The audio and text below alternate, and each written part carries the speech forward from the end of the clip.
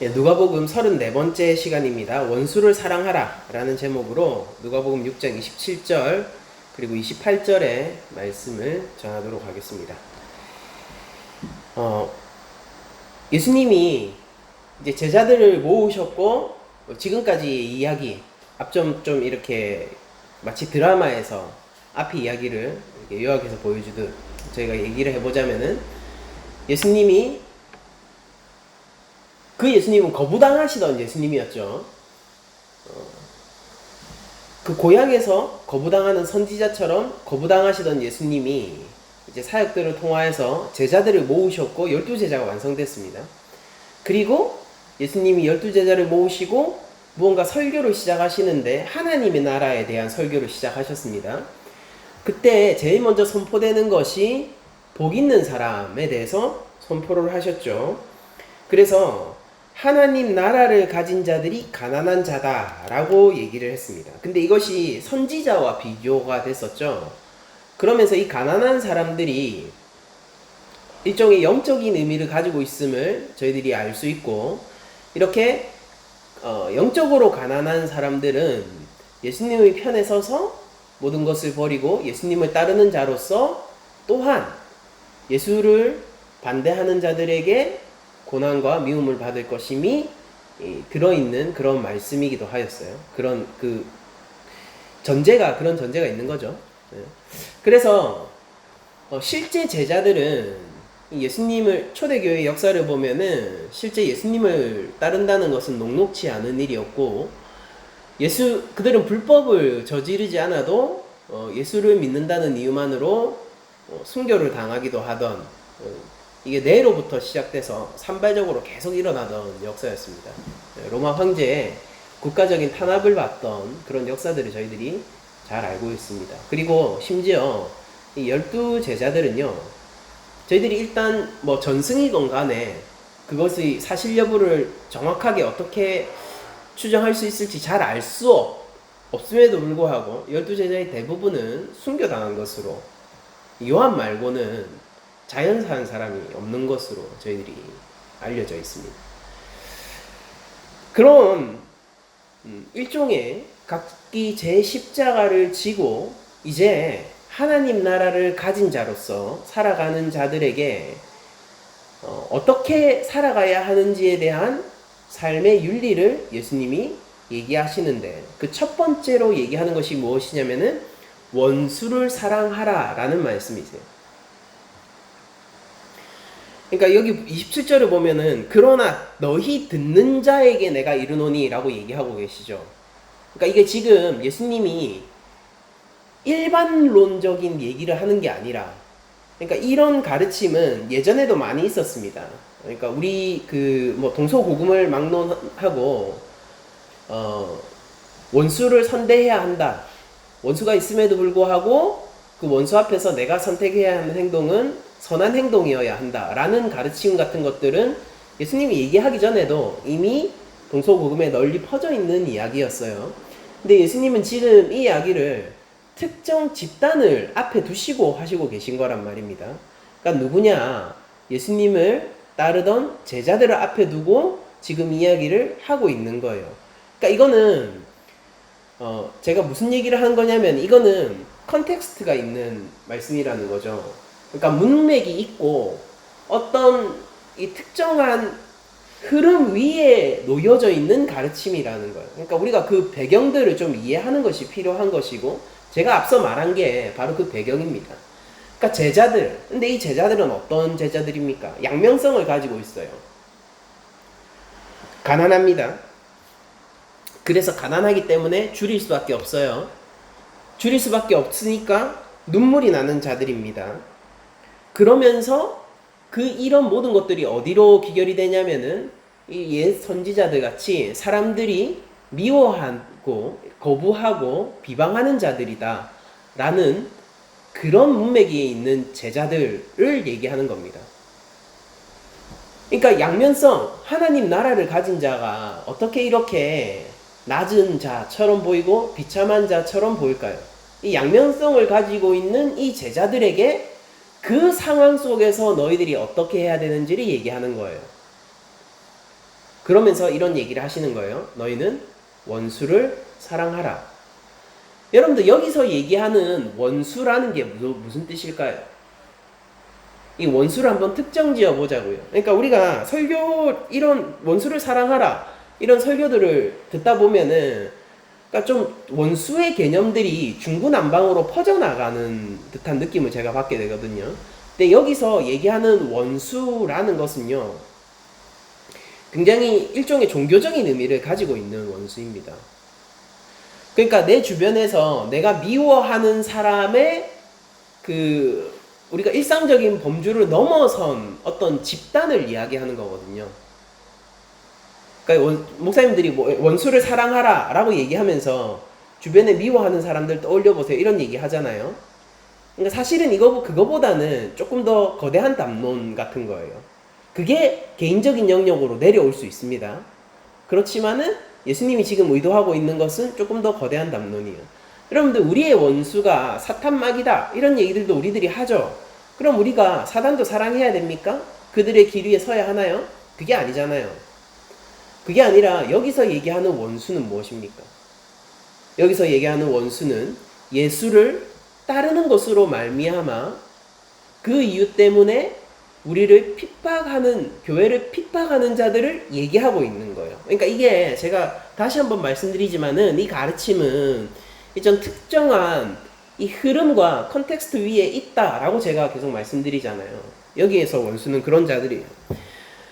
그러니까 계속해서 예수님이 얘기하는 것처럼 우리를 미워하는 자고요. 예수의 이름으로 말미암아 우리를 미워하는 자, 그리고 저주하는 자, 모욕하는 자가 바로 원수입니다.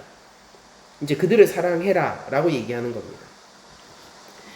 여러분들 구약에도 원수와 관련된 말씀이 굉장히 많이 있는데요. 우리가 잘 알듯이 출애굽기 23장 4절 5절을 제가 한번 읽어드리면은 제가 말씀드리면은 여러분들 아마 기억을 하실 겁니다. 네가 만일 네 원수의 길 잃은 소나 나귀를 보거든, 원수의 길 잃은 소나 나귀를 보거든 반드시 그 사람에게로 돌려주라는 거죠. 네가 만일 너를 미워하는 자의 나귀가 짐을 싣고 엎드려 짐을 보거든 그것을 내버려 두지 말고 그것을 도와 그 짐을 부릴지니라. 이게 무엇을 뜻했습니까? 내가 원수처럼 생각하는 자, 이거는 지금 개인적인 영역이에요. 제가 오늘 말씀은 훨씬 좀 거대한 담론이라고 말씀드렸지만 이건 되게 개인적인 영역이죠. 개인적인 영역에서 나를 미워하는 자, 그리고 내가 미워하는 자가 부리고 있는 짐승들, 그 짐승들이 길을 잃고 있거나 이게 짐이 무거워가지고 넘어졌다는 건 뭐냐면 그대로 두면 그냥 죽는다는 소리예요. 그런 위기에 있을 때 그 원수에게 돌려주라 라고 얘기를 하는 겁니다. 이건 뭐냐면은 오늘날 우리가 생각하는 지갑 하나 잃어버린 개념이 아니죠. 그게 아니라 그의 생계를 책임지는 핵심적인 동물들이거든요. 이거 장사하는 사람의 나귀와 농사 짓는 사람의 소 같은 것은요, 이게 대처 불가능한 생계와 인간적인 삶을 영위하는 것 있잖아요. 하나님 형상으로서의 존엄을 유지하기 위해서 내가 먹고 일해야 하는 그 최소한의 삶을 뺏어가는 행동이 되는 것입니다. 그래서 그런 것들을 네가 침해하지 말고 어떠한 경우에 있어서도 그 이웃을 네가 아무리 미워하고 그 사람이 나를 미워한다라고 해도 하나님 형상으로서 합당하게 대해라 라는 것이 그에게 반드시 길 잃은 소나 넘어진 나귀들을 도와서 돌려주는 그런 법규로 이렇게 제정이 되어 있는 것입니다. 그러니까 하나님이 이 인간에 대해서 어떻게 규정하고 계신지를 알 수 있는 것이고, 그리고 원수에 대한 행동 원리를 이미 우리는 출애굽기에서 찾아볼 수 있어요. 자, 그러면은 이런 이야기들이 잠언에도 나오게 되는데요. 잠언 25장 21절을 보면은 네 원수가 배고파 하거든 음식을 먹이고 목말라 하거든 물을 마시게 하라. 그리하는 것은 핀 숯을 그의 머리에 놓는 것과 일반이요 여호와께서 내게 갚아주시리라 라고 되어 있습니다. 이게 무슨 얘기냐면은 지금 잠언의 저자가 이게 왕자에게 주는 잠언이에요, 이게. 왕의 자녀에게 주는 잠언. 잠언은 기본적으로 왕에게 주는 잠언이거든요. 자기 아들한테 주는 그 내용입니다.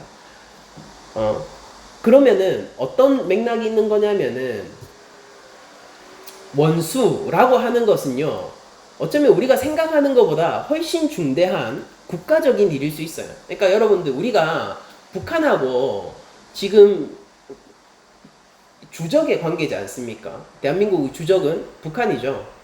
근데 만약에 북한의 식량난이 매우 심각하고 그들이 몽땅 아사되기 직전의 그런 상황이라고 생각을 하면은 우리가 취해야 하는 행동 원리가 뭘까? 이런 걸 생각해 보는 거죠. 그러니까 우리가 무장을 해제하는 것이 아니라, 그들에 대한 경계를 떨어뜨리는 것이 아니라, 그런 것들을 유지하지만은 그 굶어 죽어가는 사람들, 목말라 하는 자들에게는 우리들이 베풀 수 있는 아량과 여유가 있다면 베풀어야 한다라는 소리입니다.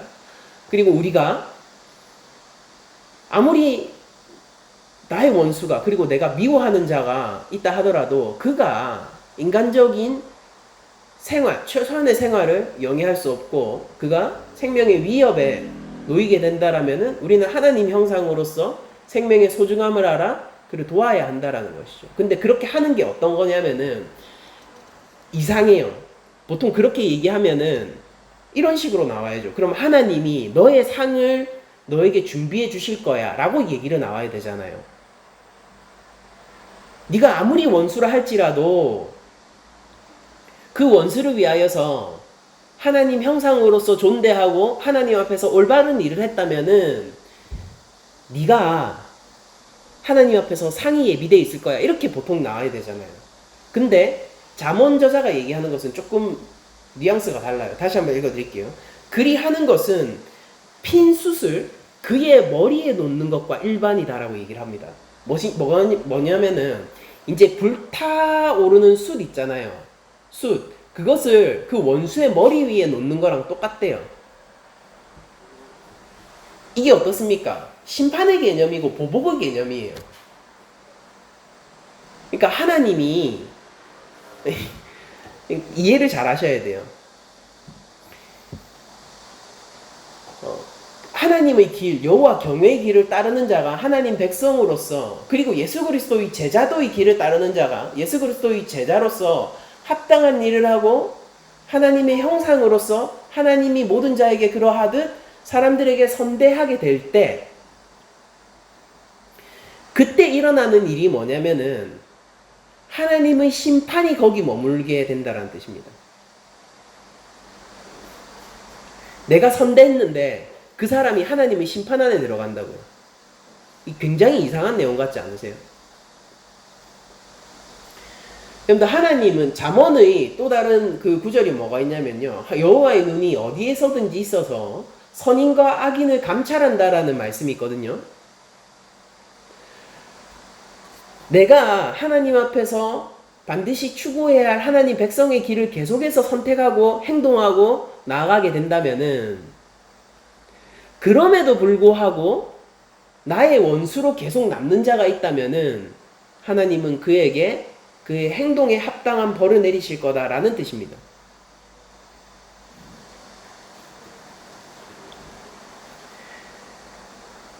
여호와께서 내게 갚아주시리라 라고 얘기 나오는 게 바로 그 이유 때문인 거예요.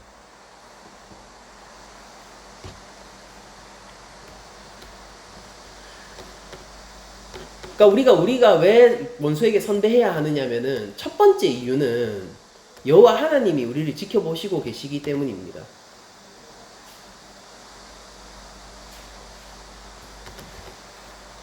하나님이 판단하고 있는 이 자리에서 우리가 선의 길을 행해야 되는 거예요. 그리고 그런 하나님의 은혜와 하나님의 선대가 나를 통하여서 저 원수에게 흘러갈 수 있도록 해야 하는 겁니다. 그런데 그때 그 원수가 이제 하나님의 은혜를 받은 자로서 결정의 기로 위에 서 있게 되는 겁니다. 그게 이제 머리 위에 숯이 있는 거예요. 선택해, 이겁니다. 하나님 은혜 앞에서 네가 가야 될 길을 선택해라고 얘기를 하는 것이죠. 너는 여전히 이런 상황 속에서도 여호와 하나님을 거부할 것인가, 아니면은 여호와 하나님의 경외의 길을 갈 것인가, 이런 문제예요. 잠언에서. 그러니까 핀숯이 떨어지는 것이 아니라 그 머리 위에 이렇게 놓여 있는 것이죠. 결정해야 되는 거예요. 그 숯이 떠나갈지 떨어질지는 아직 모르는 일입니다. 심판 상황에 놓이게 되는 거죠. 결정 상황. 자, 그러면 레위기 19장 18절에 보면은 또 이렇게 나와 있는데요.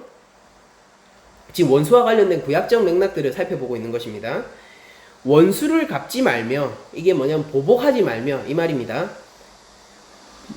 보복하지 말며, 원수를 갚지 말며, 돈포를 원망하지 말며, 네 이웃 사랑하기를 네 자신같이 사랑하라. 나는 여호와이니라 라고 얘기를 하시고 계시죠.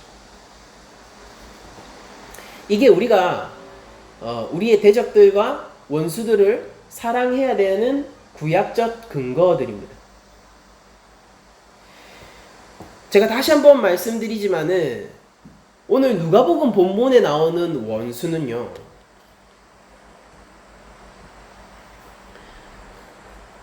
다분히 종교적인 색채를 가지고 있고 예수 그리스도의 십자가기를 따르는 것으로 말미암아 반대자의 편에 서고 박해하는 자들을 가리키는 말입니다. 예수님의 제자들은 그 반대자들을 위한 사랑의 강령, 그리고 선한 행위의 모범을 지금 예수님으로부터 받은 거예요. 사랑해야 합니다, 그들을. 그러니까 사랑한다는 게 뭔가?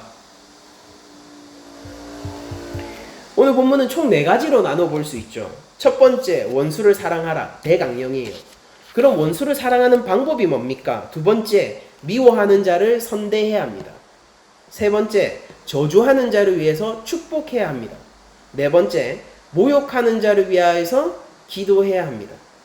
여러분들 4가지 복이 이어져서 마치 체인이 걸리듯이 한 연결되어서 나왔던 것처럼 원수를 사랑하는 것에 대한 강령과 그에 따른 행동들도요, 이 맥락을 가지고 연결해서 나오는 것이거든요. 저희가 한번 살펴보도록 합시다. 원수를 사랑해야 돼요. 근데 그 원수들이 누구냐면은 미워하는 자이고 저주하는 자이고 모욕하는 자입니다. 누구를? 너희들을, 제자들을. 그런데 미워하는 자들에게 우리들이 상냥하고 친절하고 선대해야 하고요. 그렇게 했을 때 더욱 큰 일을 하는 자들이 거기서 등장하게 되죠. 그게 뭐냐면은 미워하는 자에게 선대했음에도 불구하고 저주를 하는 자가 나타나는 거예요. 그런데 그 저주를 하는 자에게 우리는 무엇으로 싸워야 하느냐면은, 이게 크리스천의 싸움 방식이에요. 초대교회의 성도들은 무력했던 것이 아니라 격렬하게 전투했습니다. 근데 어떤 방식으로요? 저주하는 자를 위하여서 축복하는 것입니다. 그런데 이렇게 했음에도 불구하고 더 큰 것으로 나타나는 사람이 지금 여기 있는 거예요. 그게 뭐냐면은 모욕하는 자입니다. 모욕한다라는 것은 뭐예요? 뒤에서 뭔가 저들을 저주하거나 무슨 주문을 외우거나 그런 게 아니라 이제 면전에서 내가 너의 원수임을 드러내고 있는 거잖아요. 모욕하는 자들. 그러니까 점점 사람들이 더 강해지고 있는 거예요. 그런데 그 모욕하는 자 앞에서 무엇을 해야 되냐면은 하나님께 기도해야 돼요. 이런 식으로 원수를 사랑하는 단계적 방법들을 예수님이 알려주신 것이거든요. 근데 왜 우리가 이런 식으로 원수를 사랑해야 하냐면은, 무엇 때문이냐면은 이게 예수님이 앞으로 하실 일이라서 그렇습니다. 그 제자들에게. 예수님의 원수가 누구일까를 생각해 보세요. 제자들은 예수님의 편일까를 한번 생각해 보십시오. 우리들은 예수님이 걸어가신 그 길 위에서 제자들이 어떻게 오해했고, 제자들이 예수님을 어떻게 다른 메시아로 끌고 가기로 원했고, 그리고 제자들이 어떻게 예수님의 사역들을 방해했는지를 저희들은 미리 사전에 알고 있죠. 알고 있죠. 예수님이 죄인들을 위해서 오셨거든요. 여러분들 하나님의 대적이 누군지 아세요? 구약 안에서 하나님의 대적이 누구냐면은 그들이 죄인들이에요. 그러니까 하나님이 함께 하실 수 없잖아요. 하나님이 누구를 심판하십니까?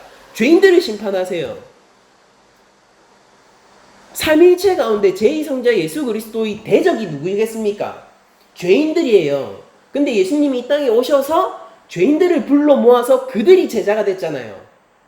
예수 공동체는요, 기본적으로 예수의 원수 공동체입니다. 무슨 말인지 아시죠? 그런데 그들을 위하여서 십자가에 오르시고 하나님의 은혜와 자비를 베풀고 하나님 나라를 그들 가운데 가져오신 예수님의 행동 원리가 뭐냐면은 원수를 사랑하는 것이에요. 그러니까 제자들에게 요구하고 있는 것이 이것입니다. 너희가 나와 같은 행동을 해라라는 거예요.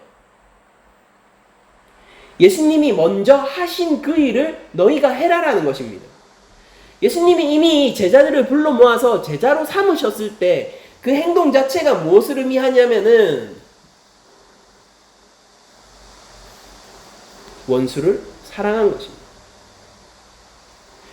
우리 모두는요, 여기 모인 우리 모두는 하나님의 원수로서 하나님의 은혜를 받은 자예요. 하나님의 대적자로서 하나님의 구원을 받은 자입니다. 그런데 출애굽기에서 모세가 하나님의 구원 소식을 들고 이스라엘의 장로들을 찾아갔을 때를 기억해요? 그들이 기쁘게 받아듣고 하나님께 찬양하죠. 그런데 바로가 노역을 2배로 올리니까 바로 어떻게 됩니까? 모세 네가 괜히 와서 네가 왜 괜히 그 얘기를 해서 우리 이렇게 괴롭게 하느냐? 취소해. 가서 책임져. 이렇게 얘기 나오지 않습니까? 그러니까 하나님의 구원 계획에 있어서 가장 큰 반대자가 그 순간 누구예요? 우리 안 나갈 거야. 나간다고 했다가 이게 무슨 꼴이야? 우리 안 나갈 거야. 하나님이 일하셨는 데 있어서 가장 큰 걸림돌이 그 순간 누구예요? 이스라엘 백성이에요. 근데 하나님이 어떤 일을 하십니까? 그들을 지키시죠? 보호하시고 마침내 광야까지 끌고 나오시지 않습니까? 그러니까 출애굽 백성들은 하나님의 일에 방해자이자 대적자로서 구원을 얻었어요. 예수님의 제자들은 죄인으로서 하나님의 심판 아래에 놓인 자들로서 은혜를 받았습니다. 그러니까 예수님이 잠언의 행동 원리를 따라 하셨어요. 잠언의 행동 원리를 따라서 원수가 배고파할 때 먹을 것을 주셨어요. 원수가 목말라 할 때 마실 것을 주셨습니다. 그래서 그때 무슨 일이 일어나냐면은 그 원수에게 머리에 숯이 놓여 있어요. 거기에서 하나님께 찬양하고 예수 그리스도의 길을 따르는 자들은 제자이고요. 근본적으로 어디에서 출발해요? 원수에서 출발해요. 그렇지 못한 자들, 머릿속에 떠오르죠? 바리새인, 사두개인, 율법사들, 그들은 숯이 떨어지는 것입니다. 예수님은 기본적으로 모든 자에게 선대하셨어요. 어떻게 선대했는지 아십니까? 그들의 죄를 밝혀주셨어요. 거기에서 주여 나를 떠나소서 내가 죄인이로소이다 라고 고백하는 자들이 있는 반면 제가 어떻게 나의 죄를 밝히지라고 하면서 이를 부득부득 가는 자들이 있었어요. 그리고 모여서 죽이기로 회의하는 바리새인들도 있었단 말입니다.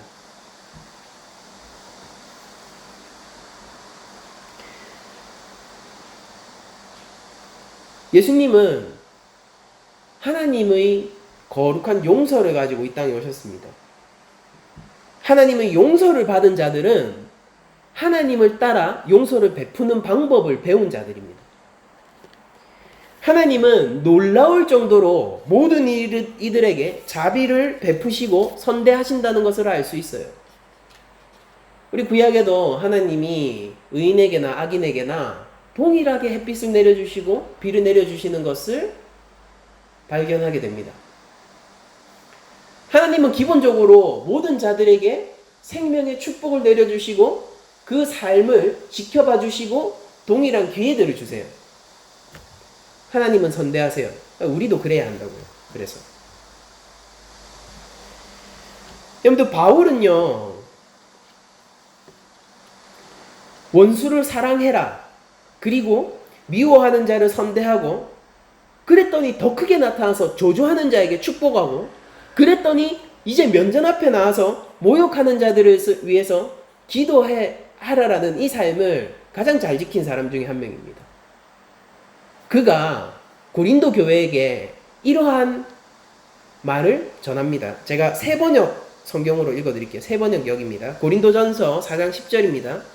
우리는 그리스도 때문에 어리석은 사람이 되었지만 여러분은 그리스도 안에서 지혜 있는 사람이 되었습니다. 이게 뭐냐면은 너희들이 그리스도 안에서 지혜 있는 사람이 돼서 칭찬해 주는 게 아니에요. 우리는 그리스도 안에서 어리석어야 되는데 왜 그리스도 안에서 지혜로운 척하고 있냐, 이거 비꼬는 겁니다. 여러분들은 그리스도 안에서 지혜 있는 사람이 되었습니다. 우리는 약하나 여러분은 강합니다. 여러분은 영광을 누리고 있으나 우리는 천대를 받고 있습니다. 우리는 바로 이 시각까지도 줄이고 목마르고 헐벗고 얻어맞고 정처 없이 떠돌아다닙니다. 할렐루야. 하나님 나라를 받은 사람이죠, 바울이. 우리는 우리 손으로 일을 하면서 고된 노동을 합니다. 우리는 욕을 먹으면 도리어 축복하여 주고, 박해를 받으면 참고, 비방을 받으면 좋은 말로 응답합니다. 우리는 이 세상의 쓰레기처럼 되고 이제까지 만물의 찌꺼기처럼 되었습니다.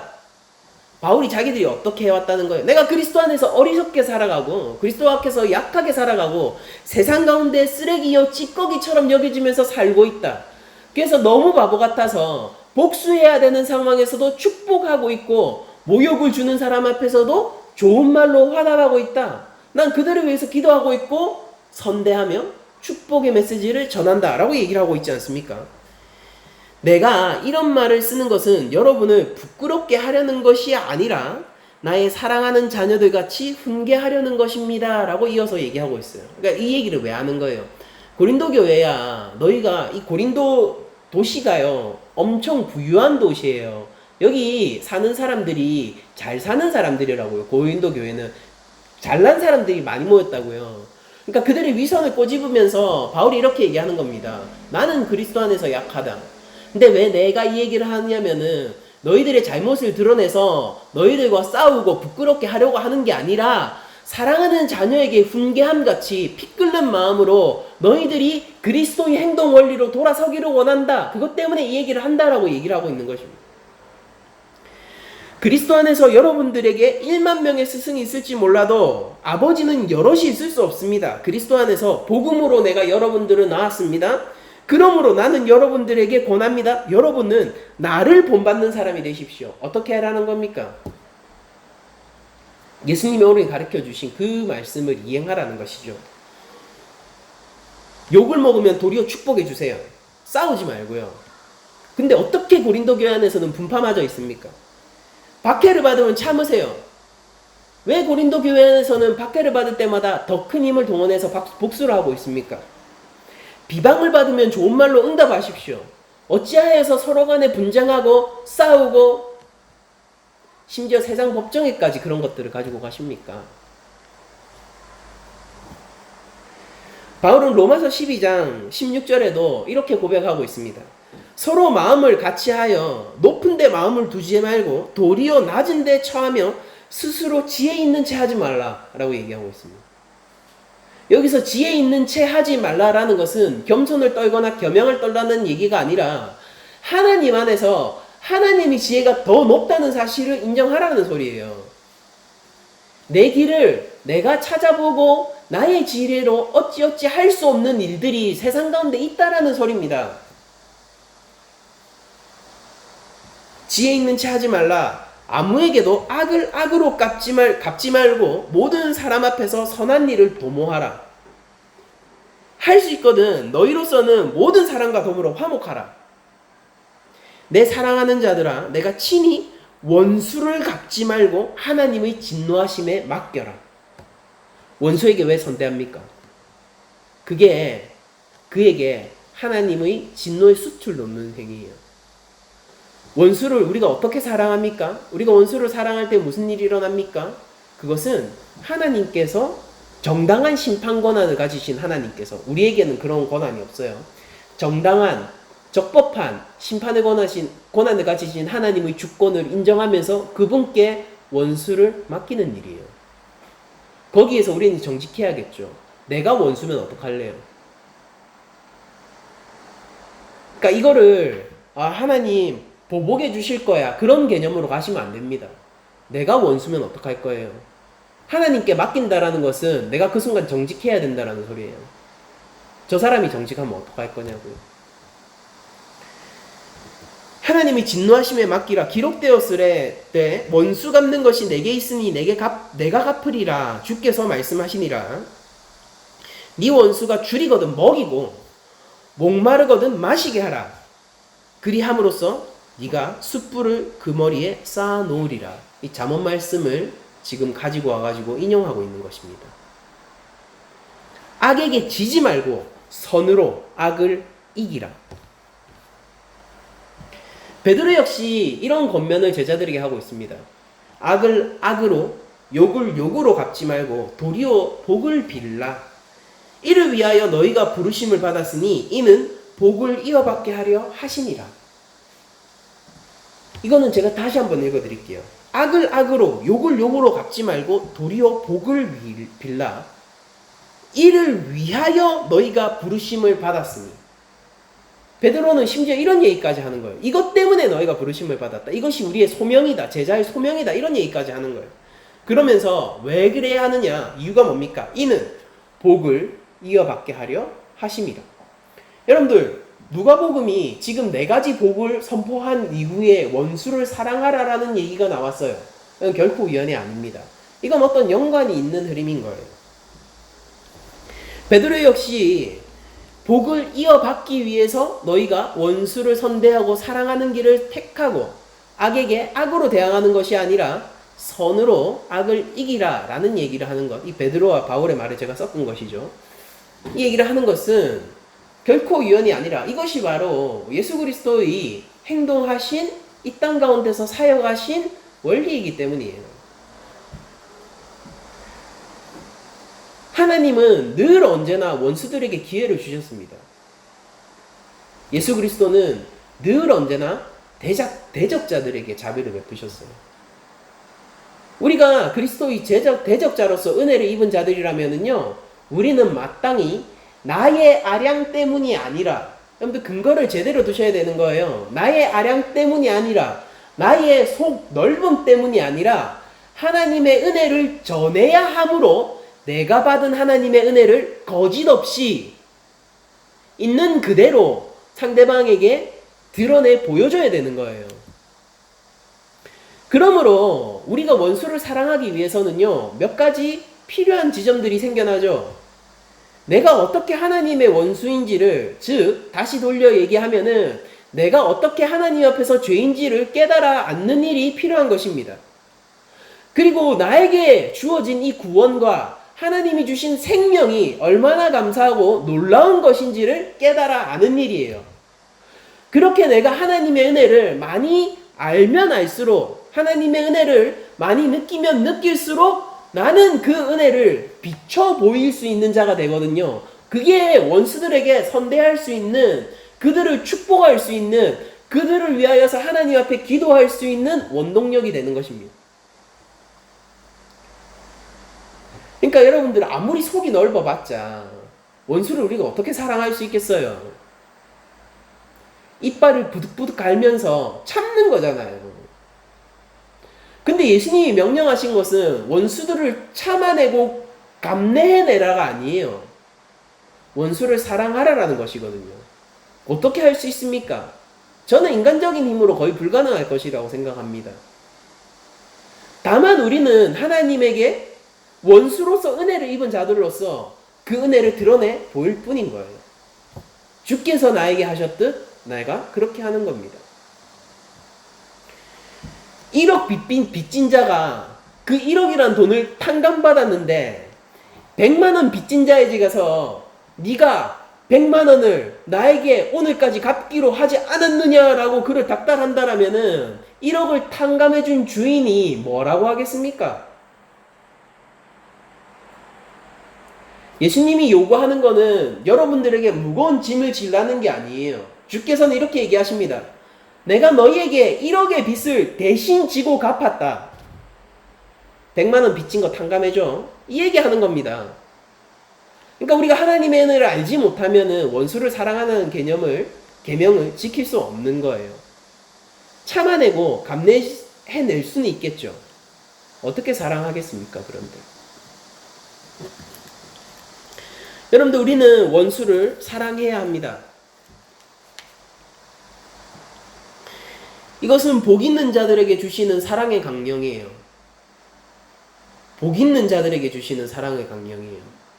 복 있는 자는 힘이 있는 자들입니다. 복 있는 자는 하나님 나라의 백성으로서 하나님 나라의 권세를 가진 자들이에요. 그 강력한 힘이 사랑으로 드러나는 것입니다. 원수를 사랑해야 됩니다. 두 번째로 우리는 미워하는 자에게 선대해야 합니다. 이것은 적극적인 선의 실천을 이야기하는 것입니다. 이것을 하기 위해서 우리들은 사람들에게 반응하지 않고 하나님 앞에서 반응하는 법을 배워야 돼요.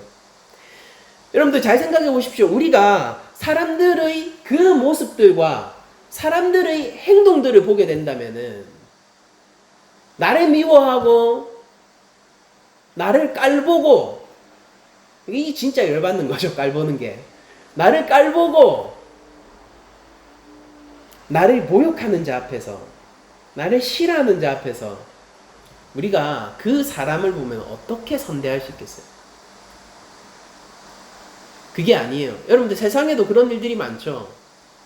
미워하는 사람이 있지만은 그 사람을 참고 품고 갈 때는 거의 대부분 그것보다 더 큰 대의가 있을 때입니다.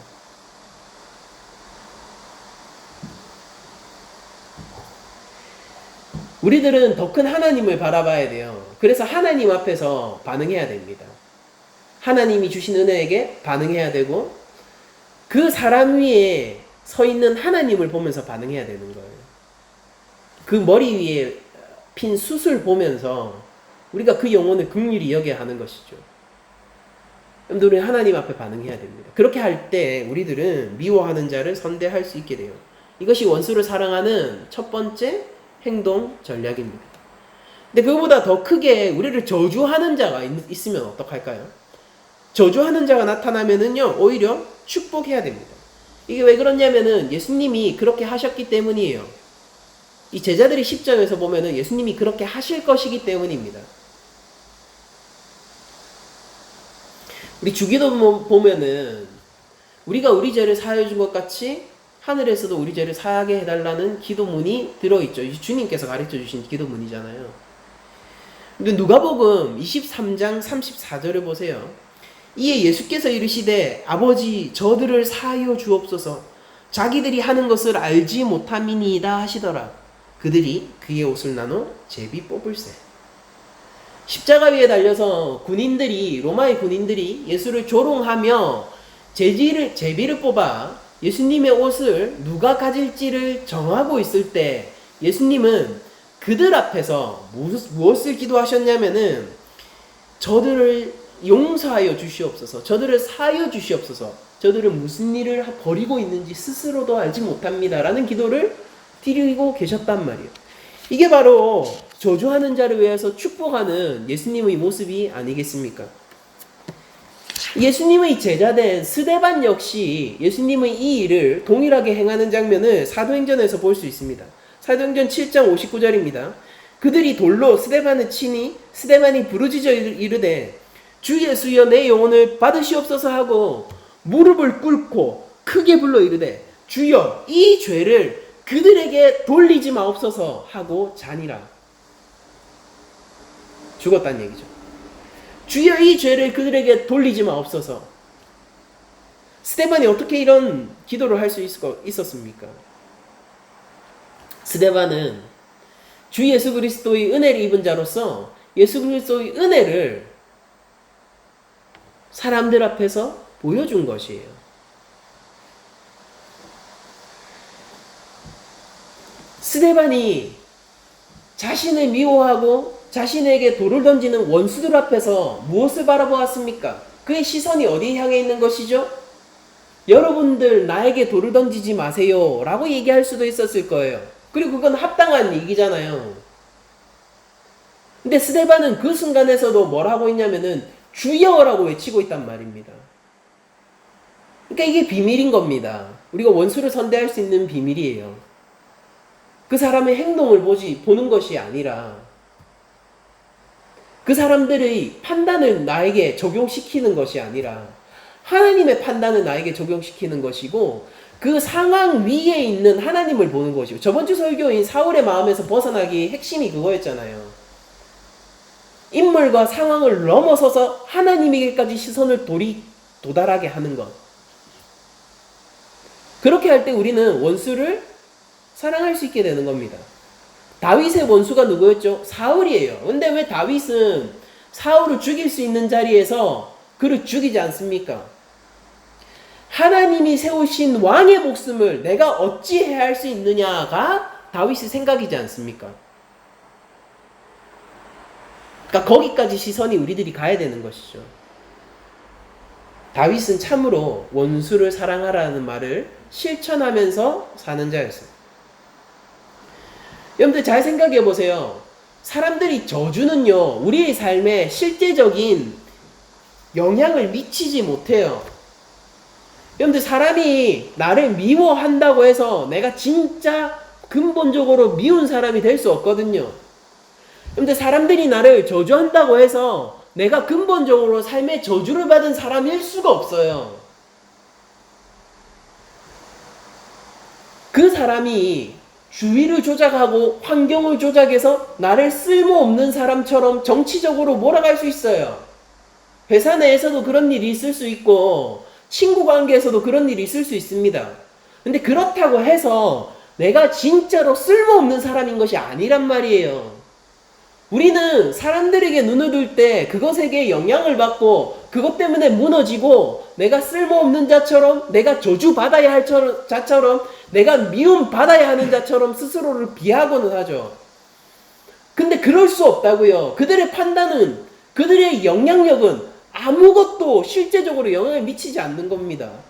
그들은 함정을 놓을 뿐이에요. 내가 그 함정에 걸려들지 않으면 끝이거든요.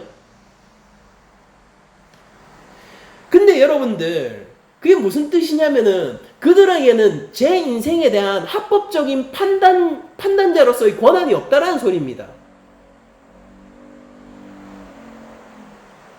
그 사람들은 그렇게 생각해서요. 그 누구도 내 삶을 판단할 수 없어라고 생각하는 거예요. 그건 맞아요. 좋은 통찰입니다. 근데 그들이 모르는 것 하나가 뭡니까? 사람들은 그렇지만은 우리 삶과 인생에 대한 합법적인 판단자, 합법적인 판사가 이 세상에는 존재하고 있다는 점이 그들이 모르고 있는 사실 하나입니다. 그러니까 우리들은 아무리 그러니까 누구나 판단할 수 있잖아요. 저주할 수도 있고 미워할 수도 있어요. 오케이. 근데 그런 것들 내 삶에 실제 영향을 미치는 건 아니에요. 내 존재를 바꾸어 놓는 것은 아닙니다. 그렇지만 그런 정당한 권세를 가진 누군가가 존재하고 있다는 거예요. 그럼 우리는 누구를 신경 써야 됩니까?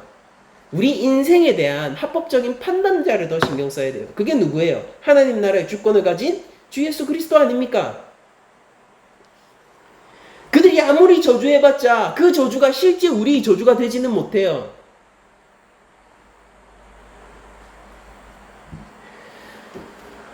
그러나 하나님께서 우리의 인생을 판단하시잖아요. 그러면 그 판단은 즉각적이고 실체적으로 우리에게 영향을 미칩니다. 그리고 또한 종말적으로 우리에게 영향을 미쳐요.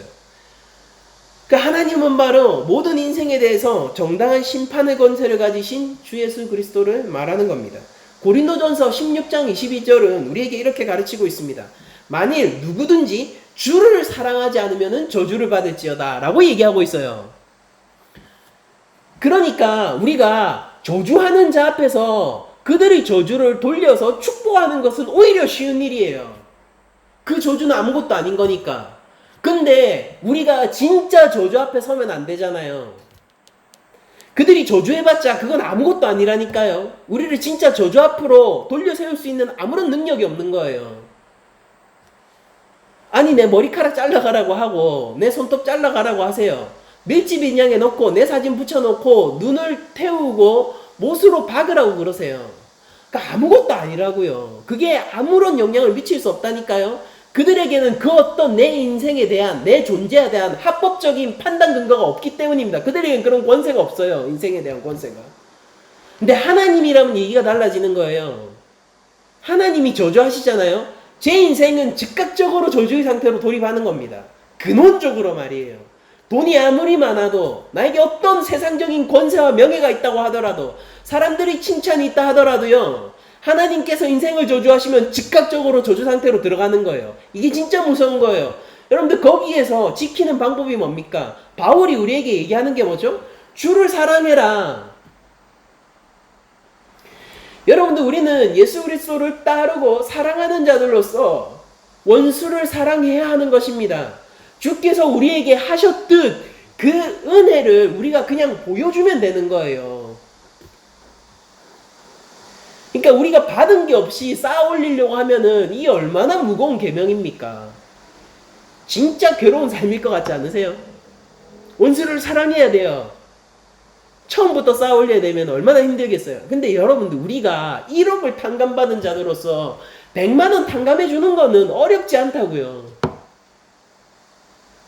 나에게 10억의 빚이 있는데 그 빚을 내가 갚아줄게 라고 하면서 좋은 사람이 나타나 그 10억을 갚아줬는데, 그러면서 이렇게 얘기하는 거예요. 당신도 빚진 자들이 있으면은 악착같이 하지 마세요. 그들을 자유롭게 해주세요. 내가 당신을 자유롭게 해줬단 말입니다. 라고 얘기하면은 그 얘기를 시키는 거 얼마나 기쁩니까? 아씨, 100만원. 이렇게 하겠습니까? 100만원 받아야 되는데. 그렇게 하겠어요? 그게 아니죠. 내가 10억이 빚이 있는데 그걸 탕감받았어요. 나에게 1억의 빚이 있는데 그걸 탕감받았어요. 당신, 그러니까 이 기쁨을 나누고 싶으니까 100만원 안 갚아도 돼요. 이렇게 얘기할 거 아닙니까? 예수 그리스도의 은혜를 그저 보이라는 것입니다. 하나님 나라라는 것은 바로 그런 것이에요. 그러니까 바울이 약한 자래요. 자기가 그리스도 안에서. 그러니까 세상 관점으로 볼 때 되게 멍청하게 살고 있대요. 근데 나의 영적인 자식으로 느껴지는 고린도 교회 뭐라고 얘기하냐면요, 나의 본을 받으라 라고 얘기하는 거예요. 바울이 즐거워하고 있는 삶이 무엇입니까? 그리스도 안에서 약한 삶이에요. 그리스도 안에서 어리석은 자로 사는 삶입니다. 그리스도 안에서 지혜 있는 척하며 그리스도 안에서 젠체하는 삶은 결코 행복한 삶이 아니에요. 인간다운 삶도 아닙니다.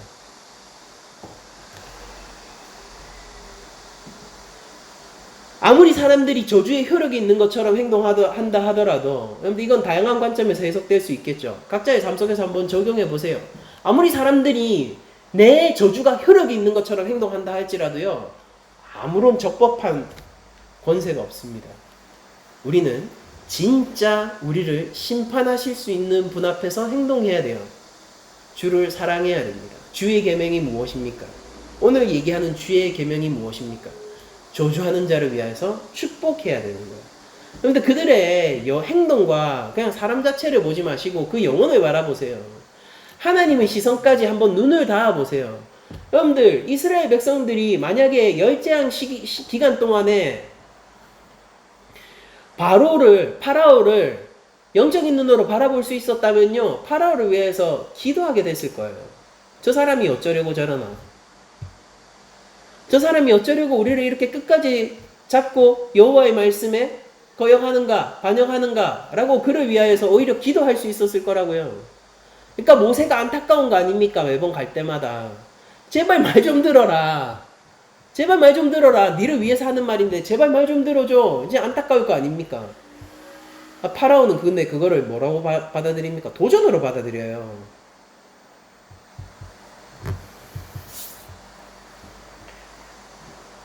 진짜 도전인지 아닌지는 하나님이 살아계신지 아닌지에 대해서 걸려있죠. 여러분들, 하나님 살아계시다라고 여러분들이 알고 계시다면, 정말 그것이 이 세상의 객관적 진실이라면요, 여러분들 원수를 선대하고 저주하는 자를 위하여서 축복하십시오. 그들의 미움과 그들의 저주는 아무것도 아니에요. 우리를 진짜로 심판하실 수 있는 하나님 앞에서 우리는 살아야 합니다.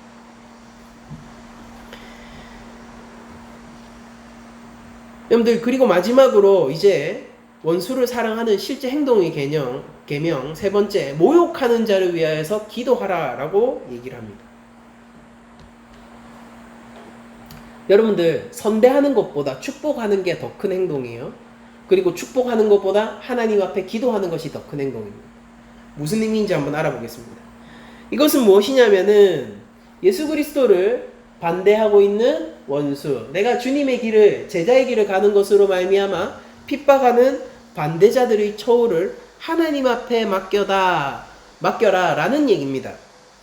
이거는 하나님께서 그들을 처벌해 달라라는 보복의 기도가 아니라요, 이 기도는 오히려 주여, 우리가 이 땅에서 서로 간의 죄를 용서해 주는 것 같이 하늘에서도 우리 죄를 용서해 주세요라고 하는 기도인 것입니다. 하나님, 제가 어떻게 하는지 아시죠? 그러니까 알아서 조져주세요가 아니라 주께서 가르쳐 주신 기도를 우리가 읊조리는 것이 원수 앞에서 할 수 있는 기도예요. 우리가 우리 죄를 사하여 준 것 같이 하늘에서도 우리 죄를 사하여 주시옵소서. 스데반이 돌을 던지는 자들에게 어떻게 기도했습니까? 스데반이 기도했거든요. 저들의 죄를 저들에게 돌리지 말아 주시옵소서. 예수님은 십자가 앞에서 어떻게 성부께 기도했습니까? 저들이 무슨 짓을 하는지 스스로도 알지 못합니다. 저들의 죄를 돌리지 마옵소서.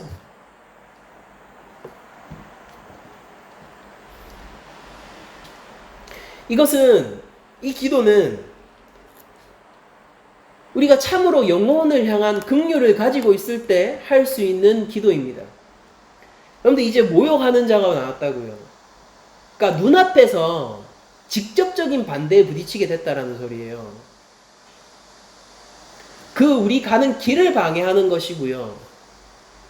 또 때로는 우리가 가는 십자가의 길을 가지 못하도록 유혹하는 자가 직접적으로 나타나는 것이고요.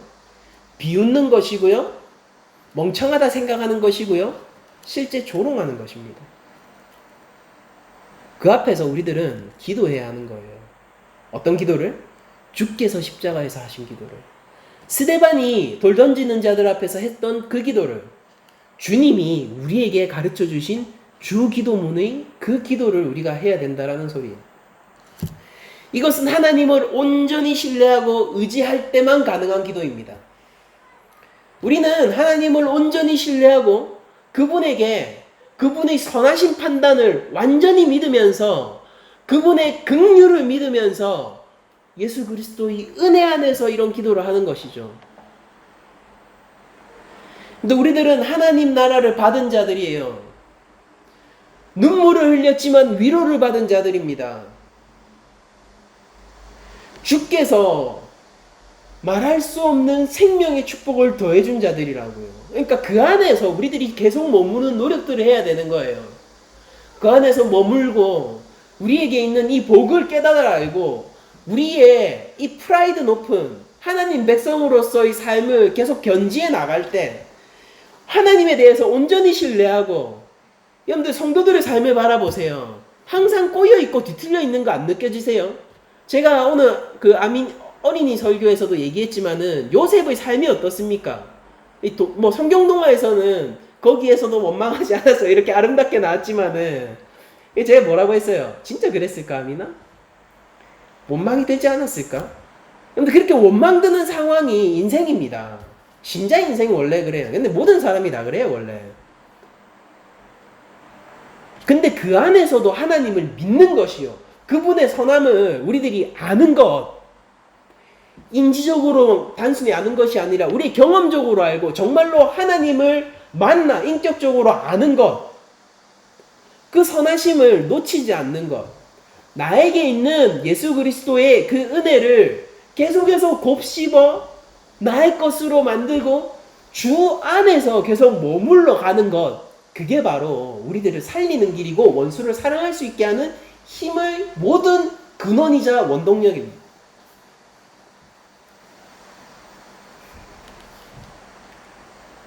그런데 예수님을 믿기 위해서는요, 많은 많은 반대에 부딪혀요. 종교의 자유가 있는 나라죠, 대한민국은. 그래서 더 힘들어요. 여러분들 초대교회 때는 적이 명하겠습니다. 원수들이라고 얘기하잖아요. 그러면 누군지 아세요? 로마, 이제 로마의 국가죠, 국가. 국가가 우리의 원수예요. 그리고 거기에는 우두머리도 있습니다. 누구예요? 네로. 최초의 기독교 박해자. 네로. 그래서 계시록이 그때 쓰여진 거잖아요. 네로의 박해 앞에서. 명확했습니다. 근데 2021년 대한민국에서 우리가 주의 길을 가는 데 있어서 박해하고 조롱하는 자들은 누구입니까? 아무도 없어요. 아무도 없어요. 오히려 그게 너의 신념이고 종교면은 그냥 너 그렇게 믿고 살아 라고 종교의 자유를 오히려 인정해 주죠. 그렇지만 정말로 적이 없습니까? 세상은 수많은 방법으로 우리를 유혹하고 있고요. 하나님의 길을 떠나 세상의 지혜를 요구하고 있고요. 그리고 우리가 이제 더 이상 내려도 없어요. 로마의 군사도 더 이상 사라졌습니다. 없어요. 근데 지금은 우리가 스스로에게 있어서 네로요. 우리가 스스로에 있어서 로마의 군사인 시대는 아닙니까?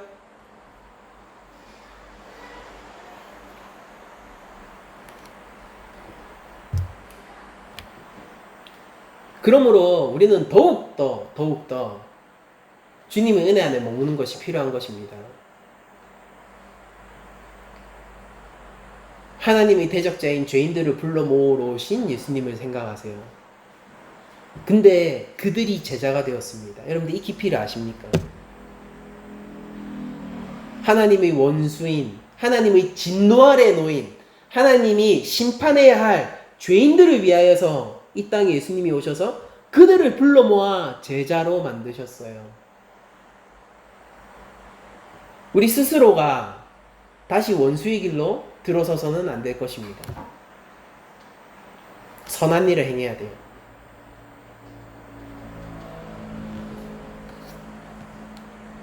우리의 대적자들 앞에서 이제 2021년 부산에서 이런 얘기를 하는 것은요, 훨씬 더 모호한 대상을 상대로 얘기할 수밖에 없는 것이지만, 그러나 여전히 존재하고 있는 그 대적자들, 원수들 앞에서 우리들은 하나님의 원수가 되지 않기 위하여서 그들을 사랑해야 됩니다. 근데 어떤 사랑으로요? 로맨스의 사랑입니까? 인문학적인 사랑입니까? 하나님이 나에게 베푸신 그 사랑으로 사랑해야 돼요. 예수님의 계명과 예수님의 가르침은 모호하지 않아요. 정확하고요. 구체적이고요. 그리고 왜 그래야 하는지에 대한 이유도 알려주시고 계신 그런 계명입니다.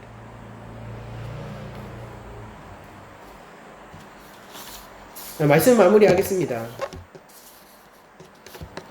제자들에게 주시는 이 말씀을 다시 한번 우리가 읽으면서 여러분들 한번 잘 묵상해 보시기 바랍니다. 오늘 본문 말씀 한 번 더 읽고 말씀을 마치겠습니다. 그러나 너희 듣는 자에게, 즉 제자들에게 내가 이르노니 너희 원수를 사랑하라. 그리고 너희 미워하는 자들에게 선대하라. 그리고 너희를 저주하는 자들을 위하여서 축복하라.